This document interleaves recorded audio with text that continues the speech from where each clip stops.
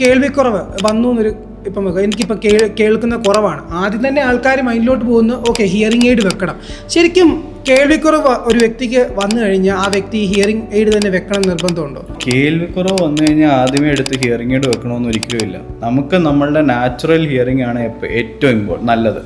നമുക്ക് natural hearing preserve ചെയ്യാൻ പറ്റുമെങ്കിൽ, ഏതെങ്കിലും ചാൻസിൽ നമുക്ക് നാച്ചുറൽ ഹിയറിംഗ് പ്രിസർവ് ചെയ്യാൻ പറ്റുമെങ്കിൽ അതാണ് ഏറ്റവും ബെസ്റ്റ്. കാര്യം ഒരിക്കലും ഹിയറിംഗ് എയ്ഡ്സ് നമ്മുടെ നാച്ചുറൽ ചെവി പോലെ ആവത്തില്ല. നമ്മുടെ നോർമൽ ചെവി പോലെ ഒരു കാരണവശാലും നമ്മുടെ ഹിയറിംഗ് എയ്ഡ്സ് വർക്ക് ചെയ്യത്തില്ല. ഹിയറിംഗ് എയ്ഡ്സ് നമ്മൾക്ക് കാല് മുറിഞ്ഞു പോയി കഴിയുമ്പം ഒരു ആർട്ടിഫിഷ്യൽ കാല് വെക്കുന്ന പോലെ തന്നെയാണ് ഹിയറിംഗ് എയ്ഡ്സ്. അപ്പം എനിക്ക് ചെവി നശിപ്പിച്ചിട്ട് ഞാൻ നാളെ ഹിയറിംഗ് എയ്ഡ് വെച്ചോളാം എന്ന് പറഞ്ഞു കഴിഞ്ഞാൽ ഒരിക്കലും നടക്കത്തില്ല. കാര്യം ഹിയറിംഗ് എയ്ഡിൻ്റെ ഏറ്റവും വലിയ ലിമിറ്റേഷൻ എന്ന് വെച്ചാൽ 5 അടിക്കുള്ളിലേ കേൾക്കാൻ പറ്റത്തുള്ളൂ. 5 അടി ദൂരെ പോയി കഴിഞ്ഞാൽ കിട്ടത്തില്ല.